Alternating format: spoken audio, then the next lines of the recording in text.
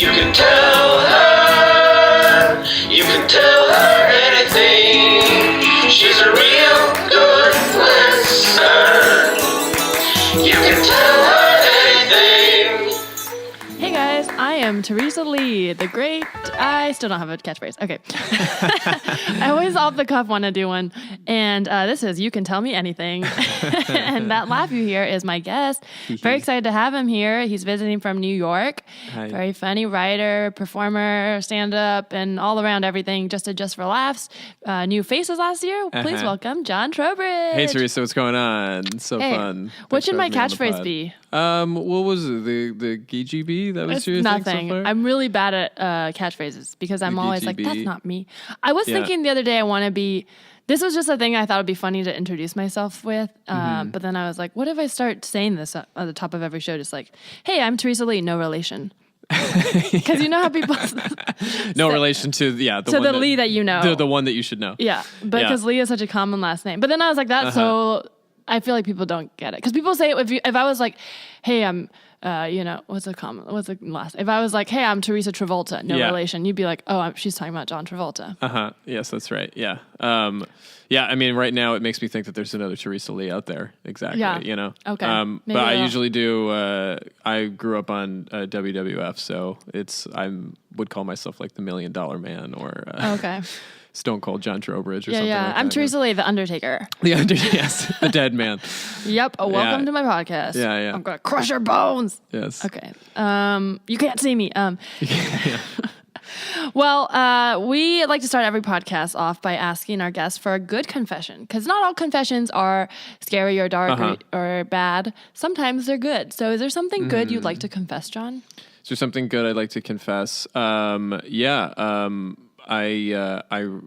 run a thirst trap Instagram. I run a fake inspirational model Instagram where I post a couple times a week. I'll do sort of tasteful nudes with inspiring messages underneath to inspire my followers to be thin and to be thin like me, because if you work hard enough you can achieve your dreams. Like me, a guy who puts on underwear and is thin. Yes, you do have this Instagram. It's funny that you call it a fake Instagram, because they get realer and realer every time. These are like, they started off as sort of like it felt like a bit like modeling photos, and then as they have gone along, and how long have you been doing it? Like a year at least? Something like that, yeah. As they've gone along, they Now felt it's more real, like it's just a real modeling photo. And now it's an inspiration, and now I inspire people, and it's really easy. All you have to do is be good looking and have a caption. Sure. Do you you regularly do new photo shoots, or are they all from like one photo shoot? So thank you so much for asking me about my nude photo shoots, and I do a couple actually. I did one a year ago, and then I did one in December, and then one in January. Have you ever been contacted by modeling agencies? Well, thank you. And the thing is that that's really the dream. The dream was, it'd be pretty funny if I could just sort of build, because you go to like every, I can swear, right? You can say, yeah, you can swear. Okay. You go to every fucking like Instagram. Oh my God, I can't believe you said that. I know, to waste it on that. Every Instagram, and it's just like, this is my show, and this is my dog, and this is the thing. So I'm like, I'm just going to have, just tasteful nudes, like inspirational stuff. And so that the joke was like, because you meet me and I'm a pretty like, just like normal guy. I'm not like, oh my God, get out of my way. Like, I'm not like a huge personality. So it's like, oh, I wonder, I'll go to his Instagram. And then you go there and it's, pretty much my whole naked body. There's like, a lot of butts on a lot there. of butts, a lot of, dick outlines and stuff like that. But the goal now is to make $10,000 to $20,000 a year off Instagram. If I could, have you made $8? I've made $0 so far. Okay. But the dream is by December to make at least a couple thousand off, like some like sort of D-list product. Like if I could amp bars or something like that. Smart water or something like that. So if any Nerdist, sponsors are looking to sponsor a naked skinny white guy, to tap that market. I will say it is inspirational in that okay, this happened last night. I was like, I want to post because I was like, I worked out and I was like, I'm feeling good. And I was like, I'm not going to be young forever. And I was like, I want to just post like one of the, because you see girls on Instagram just post a picture of their body and they're just like, hey, it's just like an inspirational quote, just like what you're doing and making fun of. But I was like, I kind of just want to do that and just do that, not like make a joke about it. And I almost did it. You just want to do it? Because I was like, I kind of want it. And I was like, gonna do it. And then I felt very weird. And I was like, I can't do this. Because, and then so I think I posted a picture on my story. But I really wanted to just be like, hey, look, it's me. Yeah. But I didn't. But it is hard really to do. So it's inspirational that you just went ahead and were like, hey, look at me. Hey, look at me. And guess what? If you work hard enough, you can be just like me. Because it's usually like, runway models that like, post, a sexy photo of them sitting on their like counter or whatever. And then the caption's like, never stop hustling. It is, it's like, what are you talking about? Sometimes they're very you have sad. A beautiful body. I find it very funny when like really, really hot models do super sad captions. It'll be like this hot girl and it's clearly like a stage photo, photo shoot, full makeup, whatever. Because they'll tag all the, like, thank you to hair and makeup artist, stylist, blah, blah. But then the caption will be something like, the darkest flowers have the blood. Like, it's like, it's really sad. It'll just be like, the sun shines in the caves and washes the pain away. And I'm like, why are you sad? Adversity doesn't build character. It reveals it. Yeah. There's no way you'd be so sad. Funny. Yeah. Well, that's really great. I'm very excited. So anyway, so check Everyone it out should if follow. you want to get inspired or get at horny. What is it? J.E. Trowbridge. J.E. Trowbridge. Well, that's exciting. Yeah. Well, this podcast is about confessions, good and bad. Do you have somebody you confess things to, a confidant, a therapist? Do you go to therapy? I used to go to therapy. I had to stop because I ran out of cash and because it's pretty expensive. And then before that, I actually was doing therapy with this woman. And I made the mistake, which I think maybe most guys or most people, like performers, do. I fell head over heels in love with my therapist. Is that happening? Oh, I feel like you have told me this. Yeah. No, because I've always had women therapists who are more matronly to me, and that's a problem. Like, I've always, an issue that comes up in therapy is my relationship with my mom, so I don't fall in love with them because they take that role. But yeah, I spent maybe like a year and a half with this woman named... don't say her name. I mean, it doesn't matter. And I think I spent like so much money, and I spent like a year because when you're around somebody that you want to impress, you kind of just make shit up, and so I tried to make up like. You're like, I guess what I thought. Big problem. My dick is so huge. Yeah, my dick's huge, and like I have a lot of big money Oh. contracts, and it's like really tough, and Judd Apatow's taking a looking at me. That's not true. But so I tried to like do that for a while, and then I had to quit that. But then so who do I confess now in my real life? I talk to who do I talk to? I talked to my friend Anelia from college. She's in Bushwick. We usually go grab a beer and we unload on each other, or for like the big. I usually load up 3 or 4 months worth of stress, and then I unload it on my mom, which is pretty good. Yeah, and then she'll tell me about her new boyfriend, and that'll be great. How she's riding motorcycles with him and stuff. Ooh, cool mom. Cool mom, yeah. Moms do like going. Like I feel like moms like it when you go to them with problems because they feel included. They feel it. like they are solving your problems. Truly, it's a whole thing. Yeah. Well, that's great. Yes. Are you good at keeping secrets? Are you a confidant person? Do you find people confide in you a lot? Yeah, people confide in me a lot. It's tough. It's tough, especially when like you have like 4 people that drop the secret on you. From man. Like it's like or if it's like one secret and you get 4 different angles of it from wow. your friends. And you have to keep in 4 like sounds juicy. Perspectives of what one night happened. It's like a CW show. Yeah. Yes, that's right. The secret. It's like it's like Riverdale. Wow. So you're like the A in Pretty Little Liars. I don't know. I didn't watch that show, but there's like some murder that happens, and so you're the one who's like, I know who murdered. I'm the hub. Yeah, I'm the true hub, and sometimes it's hard to parse through what's real and what's not. So you have to weigh which one of your friends are more liars than your other friends. Do they tell you things because they want it to get to like? Is it a thing where they know that you're talking to everyone? They kind of want to like you to like indirectly talk to the other person, or is it a thing where they think that they're just like confiding in you and nobody else on the other side is doing it? it's a true confide, and it's not a because you can tell, you know. Mm-hmm. Usually things that people want to pass on are like, I think this girl's hot, or like, does she like me? Because that would be dope. But usually it's not that. Usually it's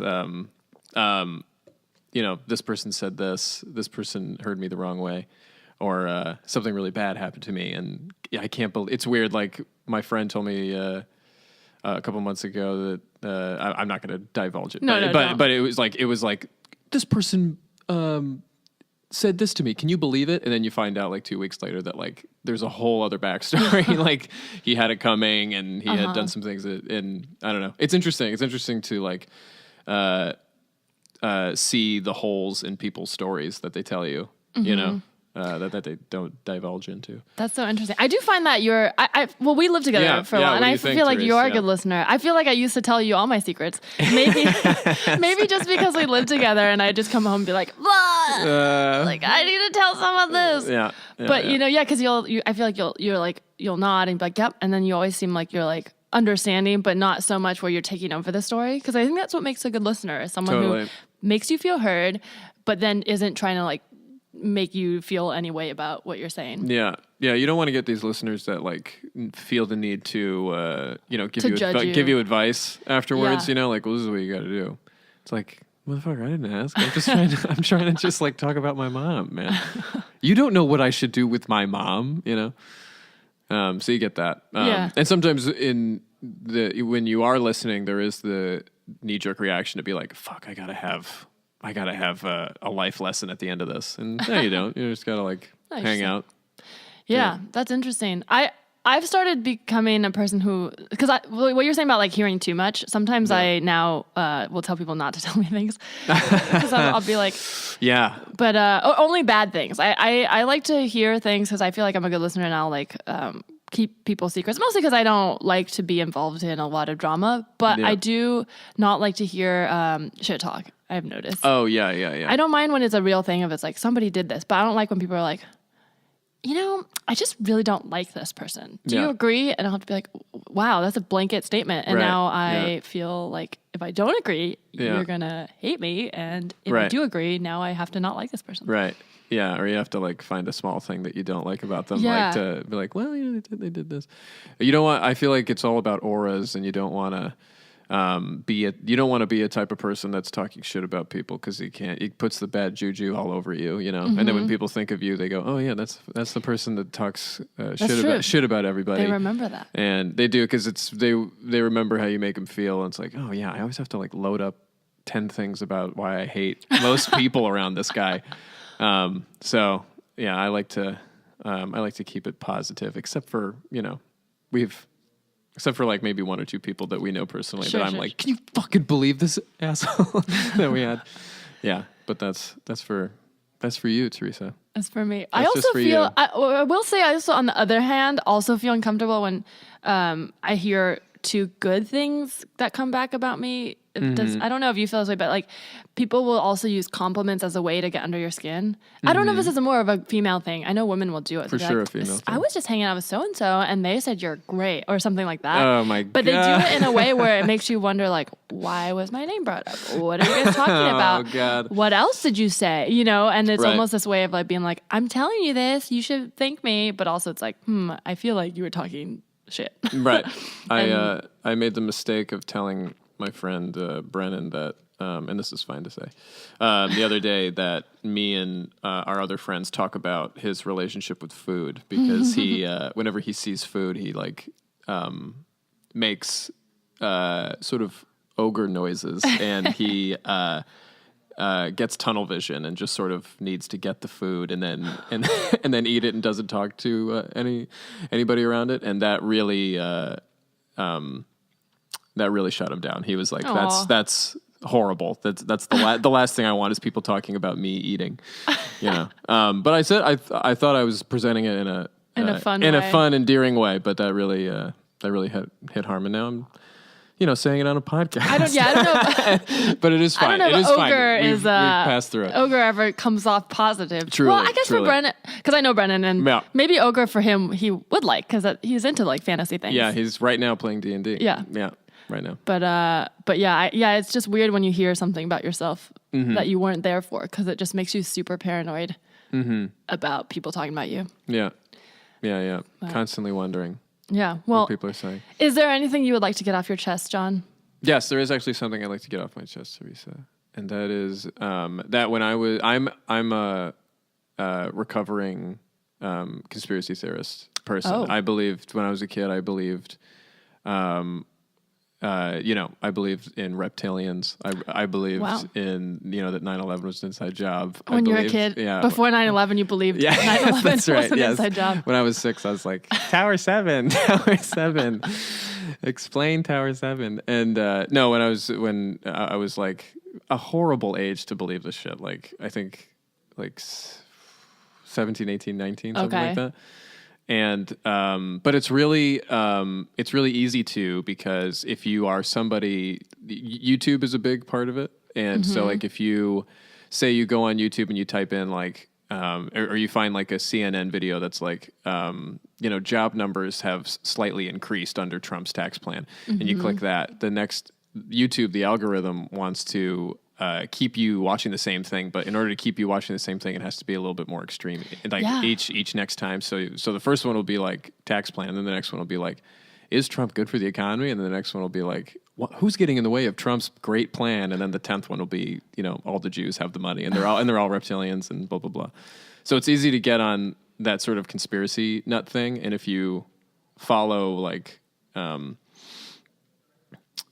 those videos, it's if you're like 17 and, people aren't having sex with you and you don't have any money and you're pissed and you're angsty, it's so easy to like retreat into like, oh yeah, what's probably the truth? Reality isn't real. And the Matrix is probably real. And thanks to these YouTube videos, now I know the truth. And what makes sense?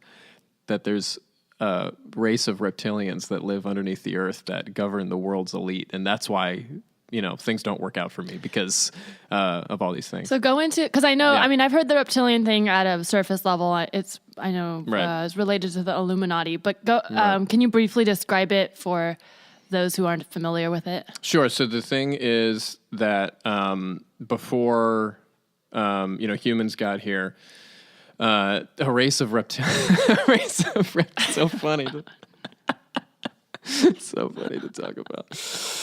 A race of reptilians who are, inherently evil, live underneath the earth. They can't live on the surface of the earth, and then cave people happen.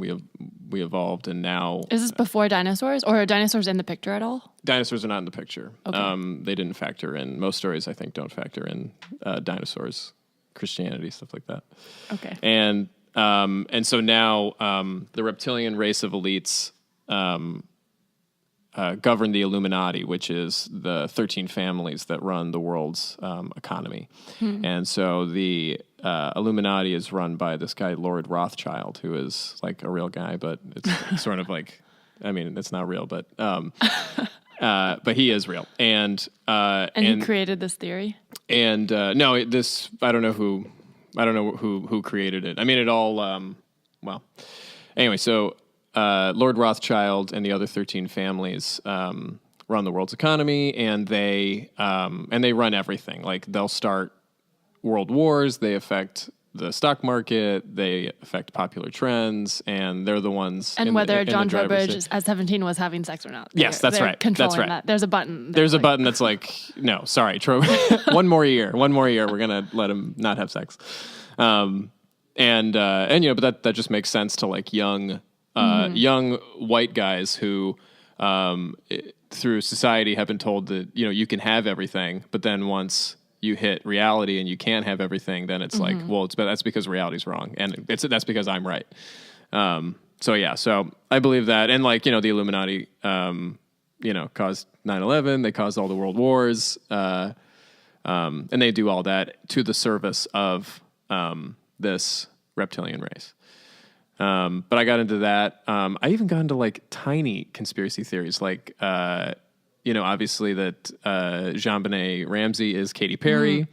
That's a conspiracy theory. There's a conspiracy theory that Avril Lavigne died.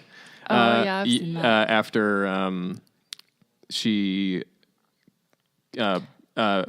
released that album with like "Damn Cold Night," trying to figure out. And that was her suicide note. Well, and it's nuts because the story is that Avril was so, suicidal and she killed herself, but the record labels thought that if the world found out that Avril Lavigne killed herself, they would risk mass suicides from kids. I have met her before. You met Avril? As an adult. Like she did a Fashion Week thing when I used to work in fashion, and I had to interview her. She did not look happy to be there. She was like dressed still like in Hot Topic clothes, like a tutu I think she was wearing, and just like those black and white striped socks. And she was like 30, I think. I don't know. She was well over the age of and just like very unhappy to still be playing this character. But yeah, I could see that if that wasn't her, maybe she well, that's because that's a fake Avril, and she really died, and so they installed a fake Avril Lavigne. But I believe that. But then so it sort of came to a culmination when I sent a very stupid message to my buddy Ben when I was in high school. So this was like sort of the height of my conspiracy theory fandom or belief in it. And so I was staying at this. I was staying at a family friend's house on the St. Lawrence River in upstate New York, and we could stay at this like pretty nice house on the river, and their one rule was that they had this big flagpole, and when tankers or big boats would come through St. Lawrence River, we see what country they came from, and we go into this like cabinet, and we get the flag of that country, and we run it up the flagpole, and we ring this big bell and sort of welcome them to America. So it's very nice. Yeah, it's very nice. So, but then this huge yacht came in, and we saw British flags on it. And so we ran inside, we grabbed the British flag, we raised it, ring big bell, waved at the boat, blah, blah, blah. And then a speedboat gets lowered from the yacht, and a speedboat like zips up to our dock. And this guy, this like beautiful man gets out of the speedboat, and he walks up to our house, and he knocks on the door. And he goes, "Hello, my name is Rustin Nightingale." And his name really was Rustin Nightingale. It's insane. He's like, "Hello, we want to thank you for raising the British flag on your flagpole. The owners of the boat would love to invite you and your family onto the yacht for drinks tomorrow morning if you want to come at noon." And we were like, of course. Yeah, of course. Yeah, and then we were like, "Who's on the boat?" And Rustin was like, "Oh, I cannot say. They will tell you when you get on the boat." What? and so we're like, "Oh, yeah, okay, well, tomorrow at noon sounds great." And he goes, "Okay, fantastic." And he gets into his boat, goes back to the thing. And so we're like going, "Who the hell is on the boat? Who the hell's on the boat?" And I, at the time, was like fully like, the Illuminati exists, Lord Rothschild runs it. And so I wrote this message to my friend Ben, who actually got me into conspiracy theories. He was like a few years older than me. I wanted to be friends with the cool kids, the cool like seniors, and they were all like idiot conspiracy theorists, which is the worst group to want to be friends with. And so they got me into all this stuff. And so I was convinced that Lord Rothschild was on the boat, because I was like, it was the most lavish thing I've ever seen in my life. So I was like, it has to be connected to the Illuminati, and it was secretive. Like I couldn't know who it was on. So I'm like, it has to be Lord Rothschild. So I sent this message to my friend Ben that was like, "Hey Ben, so I'm up on this thing. I'm up on this house. This guy, Rustin Nightingale, came and invited me onto his boat. And I just want to let you know that if Lord Rothschild is on the boat, I promise you I will kill him." Oh my God. I promise you I'll kill him. And because if you believe in the things, you believe that Lord Rothschild is like responsible for like mass murder and like wars and stuff like that. So I was like, if he's on, so I just want you to know that I'm going to kill him. And if you never hear from me again, it's because I died trying to make the world a better place. And then, oh my God, it was so stupid. And then he like got back to me. He's like, "Sounds good, dude." He didn't even care. It seems like that's so interesting, because you saying like you were the younger kid wanting to hang out with the cool kids. I relate to that, because I also had like older friends, like family friends, and they would tell me dumb stuff, and I would just so earnestly believe it, because that's what you do. You fuck with the younger kids, and then they might have sort of had fun doing it, but you like really believed it and took it the extra step because you wanted to fit in. And that's funny that you're just like, I got this, I'm gonna do this, and they're just like, yeah, dude, whatever. Yeah. What? Oh, right. Yeah, yeah. Go ahead. Cool. All right. Yeah. So cool. Yeah, go kill him, John. Yeah, go fucking kill Lord Rothschild.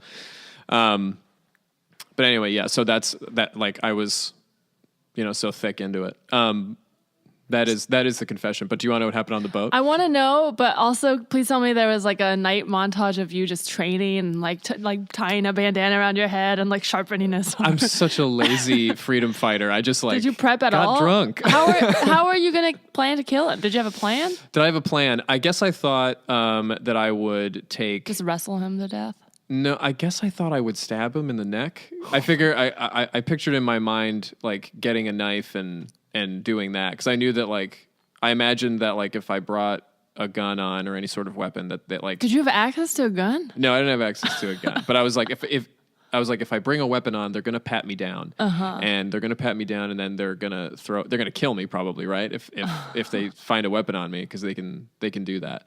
But it did come to a point where I was we ended up researching who was on the boat, and it was two guys were on the boat, and one was Lord Ashcroft. He was actually a lord? He was a lord. Yeah, this guy named Lord Ashcroft, who runs business for British Parliament in like the Falkland Islands, who actually just got in trouble for like Panama Papers. Oh, man. So he's like one of these like big time world like movers and shakers. And then the other guy was this guy, William Hague, who at the time was Shadow Foreign Secretary for Parliament. So he was like... Oh, so these are big guys. Yeah, pretty insane, yeah.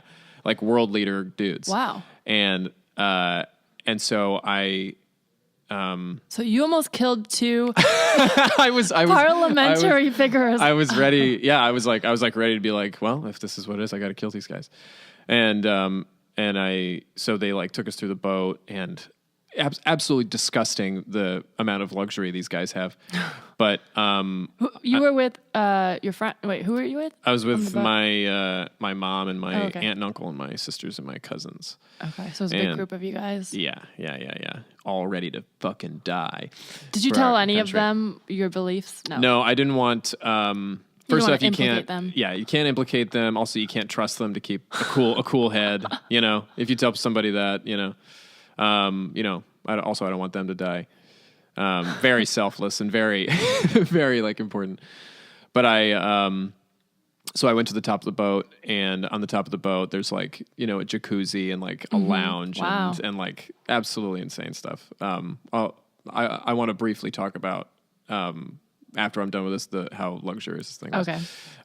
And so I went to the top, and I was by myself, and William Hague climbed up to the top of the boat, and so it's just me next to William Hague, and I'm pretending, I'm sort of folding my arms, and I'm pretending like I don't see him, but I'm aware of him, and he just sort of walks up next to me, and he's like, "Oh man, it's amazing, isn't it?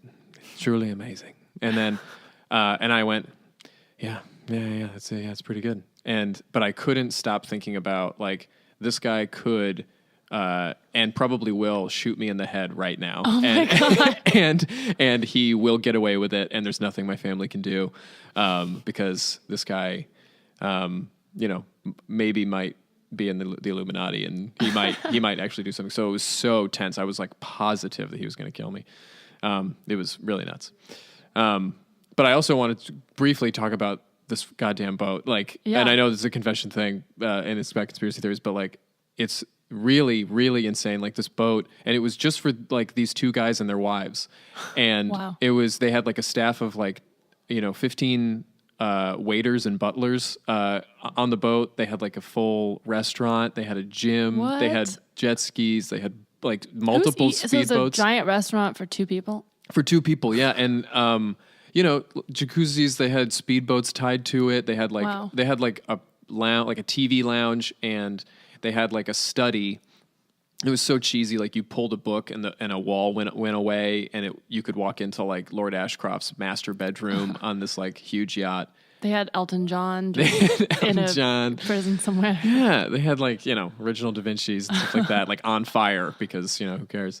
And so it's, but it really shaped like my perspective on like rich people nowadays. Like whenever like the government or rich people at large say that like, hey, there's just enough money for teachers. They're just as enough money for like new roads or bridges. They're lying because they have yachts. They have like waiters and butlers serving them and their wives, real Da Vinci's on plates. It is so crazy how out of touch rich people can be when they do like philanthropic things and whatever. I mean, even when they go to restaurants and tip like 20%, I'm like, you idiot. Yeah. You should be tipping like 100%. Totally. You have so much fucking money. Right. You can make somebody's week. Right. But they don't see it. Yeah. And they're just like, well, I follow the rules. And it's like, but you don't understand. You don't. As soon as I get rich, I'm going to like tip. I'm going to give people like millions of dollars. But I will say on the other side of it, because I think super excessive rich people is just like very offensive to me. But also, it is a whole industry where it's like, people on that boat are making. So it's not just them in this vacuum. They are kind of giving back in that way. I don't think it's great, but it is like, these people are employing all these waiters and stuff. And so it's sort of this double-edged sword. Because somebody was defending like couture that way, like fashion, high couture. And it's like, it costs a lot of money, but it is employing so many people and it's its own industry in its way. Like catering to rich people is an industry. Totally. And people are making good money from it. So totally, I don't know. Yeah. But I understand. Yeah. It feels so in your face when you're like, wow, you could just like give me a lamp from this yacht and it would pay for my college. Totally. Yeah. If I can just flip this lamp, that would be great. Yeah. And then, and then you can stop. Cause I think another like complaint about rich people is like, these poor people won't stop attacking me. And it's like, just give us a little money. We'll be fine. Like, we're not going to ask for all your money. Yeah. Yeah. Just give us like, a lamp and then we're done. Yeah. But anyway, so that's my confession. I was ready to die for, what was your reaction when you met them and you realized it wasn't, did you still think like maybe they're part of it, or were you just like immediately like, oh, nope? Well, the goal was to kill Lord Rothschild. The goal was to cut off the head. And so when I'd watch a movie about this. You'd watch a movie? You going on a boat and just getting... and killing the head of the Illuminati. That actually would do pretty well, I feel like. Yeah. Yeah. A young, straight, white boy goes and kills the Illuminati, I think. That would appeal to the people that believe in that sort of stuff. Mm-hmm. But I didn't know... I didn't know who they... Well, no, the guy, Lord Ashcroft... introduced himself as Lord Ashcraft. William Hague introduced himself as William. And then you're like, boring. Right, Rothschild. Right. And then the moment was very intense. Neither of them, were Lord Rothschild, so I didn't feel like I, could do anything. And I also thought that like, well, if I fucking, also like I'm a teenager, I'm not killing anybody. Push comes to shove. But yeah, but then when I met them, like, all they cared about was who we were voting for. They wanted to know if we were voting for Obama or not. Yeah. Whose side were they on? That's who they care. They didn't say. They. I guess I imagine all rich people are conservative. Sure. But they just wanted to know whether or not we're going to vote for Obama. And then Lord Ashcroft gave us a tour of the boat and was pretty like, can you believe this? This is pretty wild, right? Pretty nuts. This is my proper lounge. This is Chives. Pretty nuts. I'll never forget. He like him like pulling the book out of the bookshelf and the wall moving. Wow. Just it was one of those right out of James Bond. That's like crazy. Right what you think it is, it exists. It's nuts. Yeah. And then their wives didn't say anything. their wives were just like under the control of the Illuminati. That's right, under MK Ultra, which is another conspiracy theory. So, what made you stop believing in conspiracy theories? So, what made me stop believing was that it didn't really do me any good, and you can like believe in these things, but you don't like make more money, or people don't like you more, or, you know, like you don't start getting good luck. You just like sort of become an angrier person. Plus also, if you look into like the actual, you know, real life impact of the things that you believe, it really makes it really ridiculous. Like a big one is that 9/11 was an inside job. But to believe that 9/11 was an inside job, you have to believe that the government killed 3,000 Americans so that they could invade Iraq, which they could have done anyways. Sure, you know, right. They could have just like found a goddamn thing and not, you know, kill so many people. And that's sort of like the gun debate. People are like, we got to keep our guns because as soon as they take our guns away, the conspiracy theory is like, as soon as they take our guns away, they're going to like, you know, it's going to be martial law and we'll all be controlled by the government. But they can just do that. And they have tanks, and they have tanks and airplanes and stuff like that. So it's just a fantasy that you believe in. And it's, you know, once you start getting into, you know, real life stuff that actually is happening, true crime stuff, or, you know, really interesting things that actually have happened, that's way more, interesting. And also like, what really made me stop is like if you follow these conspiracy theory breadcrumbs enough, it will lead to a place that is like anti-Semitic or racist, or like it usually stems from fear a lot of the times of change and of not being on top. Right. It usually goes to you know, the Jews run Hollywood, or the Jews have all the money, and we have to combat that. It comes down to like, there's a reason why I'm not doing better. As opposed to, I think then there are real government cover-ups, but usually when those get revealed, it comes down to like, there's a reason why this other group isn't doing well and we should help them. But conspiracy theories always come back to like, I'm not doing well. Why is that? Yeah. But was there some, like, did you find it was a distraction from other stuff going on in your life? And did you have a moment where you like reflected back and like dealt with it? Or is it something that you just kind of evolved and phased out of?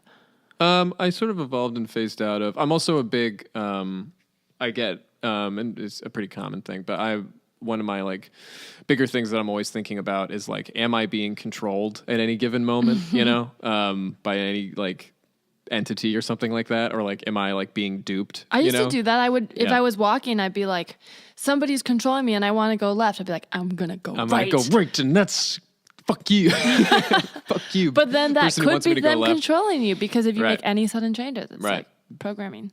But so then I eventually chalked up conspiracy theories to be just another form of control, you know, and you know, it actually behooves the government or these bigger entities to have dumb people believe that, you know, reptilians run the world, because then you're like, well, it's reptilians and the military versus me. I'll just like, I'm not going to do anything about it, you know?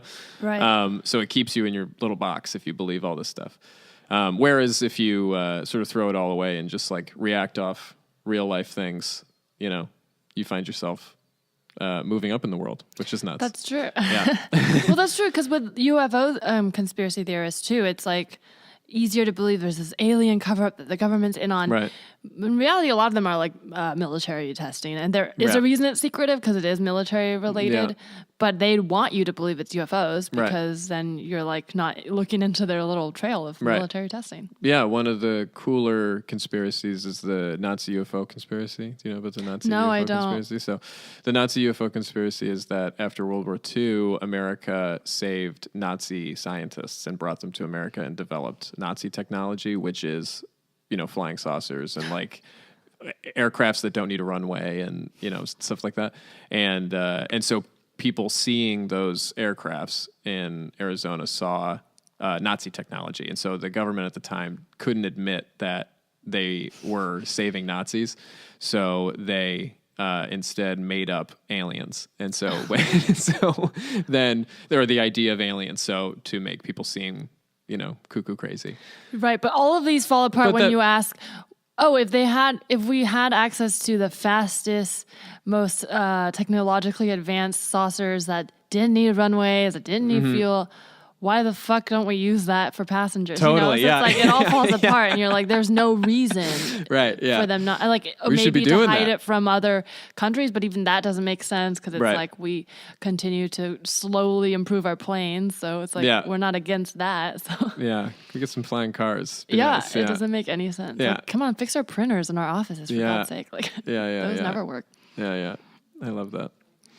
I do think there's something fun about believing in something that you think you are like part of an elite few that know the truth that other people aren't in on. Because it sort of helps you get through feeling like because it comes from, like you were saying, like as a teenage boy, you kind of feel like you're like not getting something. Yeah. But if you know the secret, all of a sudden you're like elevated and you're like, I don't need to feel like I don't get something because I get something you guys don't get at all. Right. Yeah. Yeah, you want to feel smart. Most people, just want to feel smart. Do you feel? Was there anything that was there any secrets that you were like? I mean, when I was very young, I believed some crazy shit. Like, but I would just invent it. I wasn't this smart to go down YouTube or Reddit. I would just make up shit, and so it fell apart pretty quickly because nobody else believed in it. But I believed. I was like a prophet. Yes. But when I was very young, because I didn't understand religion, and I went to Christian preschool. Yeah. And a lot of people around me were religious, and I didn't get it, and I didn't buy into it. So then I was like, well, I wanted something to believe in, so I was like, I am the God, and you guys are all wrong. And looking back, it was a way of trying to cope with feeling like I didn't belong, I think, because I was like, well, I have the thing too. And I'm right. So I believed that, and then I would start saying stupid shit like the universe was created by a big bouncy red ball, and just piss people off. I would get in so many arguments with my Christian friends. They'd be like, God is real. I'm like, how do you know? And they'd be like, I just know. I'm like, well, you don't know. And then I'd be like, it's a big red ball. And they'd be like, there's no way. And I'm like, how do you know? And then I'd be like, I just know. Just and contrarian then shit. I love it. I believed I was an alien. I did for a while, for like a whole year in 4th grade. And I would go, I believe the ball closet of our elementary school was a portal. And then they were going to come for me and take me back to my home. This was before I even knew the Superman story. So really, I was just writing Superman. Totally, I thought it was Super Saiyan for a long time. Yeah. I thought it was a Saiyan for sure. Yeah. I have this and then if I tried hard enough, I could fly and go Super Saiyan. Yeah. Well, I have this very vivid memory of being in this ball closet. It's weird, like saying it now, I can even like smell the balls like that. That came out wrong. Yes. I could smell the balls. I could still smell the alien balls. No, just the rubber balls, those like bouncy red balls. And there was this like doorway that had like a hole, like inside the door frame, there was like this little hole that maybe like somebody had punched in with a pencil. Yeah. And I just have this memory of like, just like, staring at it and being like, that's the secret. And like, it was so dumb, but I think I was a very sad kid, and I probably was using it to cope with not feeling like I had friends. Right. So there's a lot of like, well, the aliens are coming for me and I don't need friends. Just wait until the aliens come. Yeah. Yeah. But I grew out of it. Yeah. I'm not sad anymore. So I guess that's, I'm still very sad. So I guess that's cool. Yeah. But it is. Yeah. I mean, I think it's fun to believe in stuff if it helps get you through stuff, as long as you're critical about it. If you're always critical, then you'll get out of it. If you're never critical, then you'll get further and further into it, and it could harm your relationships. Totally, yeah. You don't want to be a 40-year-old that thinks that you're that the aliens are still coming, and you can, you're like Xenu or something like that. Yeah. Although I am interested to find out, like, that is nice. You thought that you were an alien? Yeah. Yeah. I thought I was a Saiyan. I can imagine people thinking that they were like wizards. Like a lot of my friends were really pissed when they turned like 12 or 13 and didn't get a letter from Hogwarts, which is cute. Which like somebody should fucking build a Hogwarts, just send letters, somebody should. That's a great charity idea for like orphans or people who are in bad situations. Someone should build a home for kids, but make it Hogwarts themed. Right. J.K. Rowling, you got a lot of money, get on this. And send these kids letters instead of being like, we're taking you away and like seizing, instead of being like, we're seizing you, you're in an unfit home. Right. Send them a freaking letter. Like, work it out with the parents, be like, we're taking this kid. Yeah. Send them a letter. Show up in freaking wizard robes. Right. Best day of their life, as opposed to the worst day being torn from their mom. Totally, yeah. And get sent to a fucking castle thing. It is a great idea, yeah. So you can instill some sort of magic in their lives. Comedy, and I'm going to start the Hogwarts School of Witchcraft and Wizardry. Yeah, Patreon, baby. Yeah, that's actually a really good idea. Actually, thank you. I mean, even on a micro level, like just sending letters would be nuts. If I got a letter when I was a kid that says I'm special, like anonymously, I'd be like, yes, I knew it. Yes. Well, I feel like a lot of pedophiles would abuse that. Sure. Yeah. Because that's what they do. They tell There's you no you're instructions. special. You know, it's not Right. it's not like come here. You know. No, it's just You are special. you're special. Yeah, written in magazine clippings. Yeah. Well, I really enjoyed that story. Thank you. Do you want to play a game? Yes, let's hit it. Okay, I created a game based on knowing you were going to talk about conspiracy theories. Okay, this good. is called Stars. They'll believe anything. Celebrities believe the strangest things. It's almost like, being famous makes you out of touch with reality or something. That's right. Yes. I mean, L. Ron Hubbard made a whole religion out of it. So anyways, I'm going to read you a crazy thing that a celebrity believes and give you a multiple choice of who that could be, and you just have to guess who it is. Okay, great. You I ready? love it. I love it. Okay, and Samee will keep score. I love it. Cool. All right. Thank you, Samee. Are you ready? Yeah, hit me. Which ghost fetishist celebrity said this? I have a friend who had 3 women visit him in a haunted house in Louisiana, and it was one of the greatest nights of his life. A. Dan Aykroyd, B. Demi Lovato, C. Danny McBride, or D. Donald Trump talking about making America apparate again. I think it is A. Dan Aykroyd, because he's a real wingding. You are correct. It was Dan Aykroyd talking about why he put the ghost blowjob scene in Ghostbusters. That's right. It was based on a real story. Right. We got to get more of those, yeah. He insisted and fought for that scene. There's also a clip from, I think it's in Australia. This woman went on recently and said that she's been like fucking a ghost for the past couple months. Thing. People have these fantasies. That's right. All right. Number 2. Which moon skeptic said this? Did a man really walk on the moon? I saw plenty of documentaries on it, and I really wondered. And in any case, I don't believe all they tell me. That's for sure. Mm-hmm. Was it A, Blake Lively? B, Marion Cotillard? C, Gerard Depardieu? Or D, Neil Armstrong's dad? Oh my God. It'd be so funny if it was Blake Lively on the set of whatever silly show she's promoting. And by the way, that's what I think. Ryan Reynolds is such a good husband. I don't believe in the moon landing. Who were the, it was it A, Blake Lively, B, Marion Cotillard, C, Gerard Depardieu, or D, Neil Armstrong's dad? I'll say Depardieu. Your answer is B, Marion Cotillard. Oh, that's...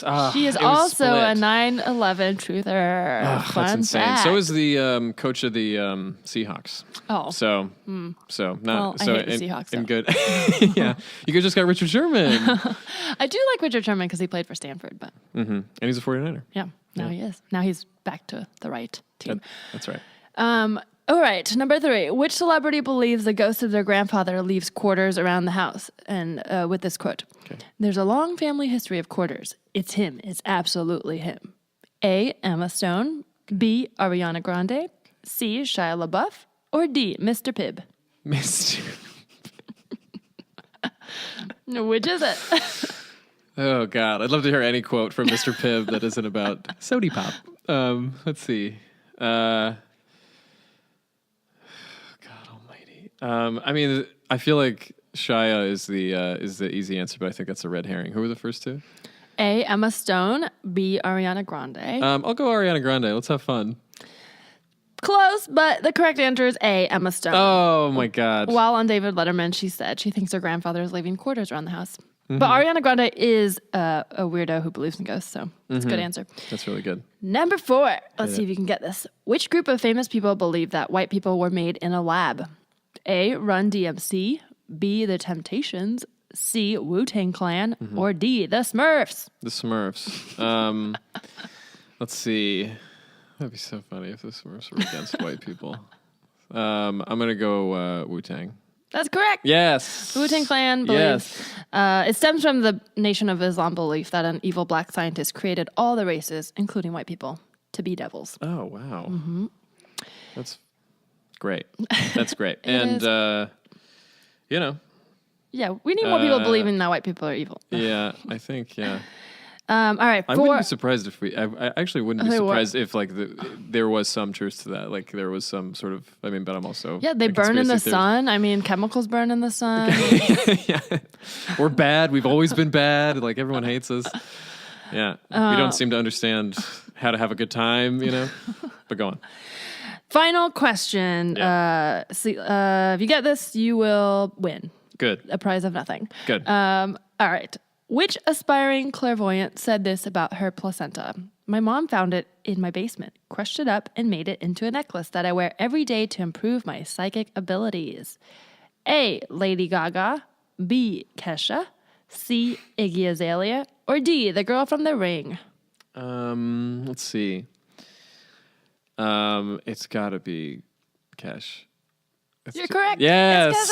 It's Kesha. Yes. You win the game. That's right. Yes. I'm such happy to be a winner. As a winner, you could tell us where we could follow you. Oh, fantastic. What a good prize. So you can find me, like I said, on Instagram, JE Trowbridge, TROW Bridge, for hot, inspirational nudes. And then you can find me at Twitter, at John Trowbridge. And then if you're in New York, you can come see me at Night Late at UCB Hell's Kitsch every month. That's awesome. Follow John for all his latest shows. He's got a lot. He's very funny. Thanks for coming on the show. Thank you for having me, Teresa. And thank you for letting me get that off my chest. Goodbye. Bye.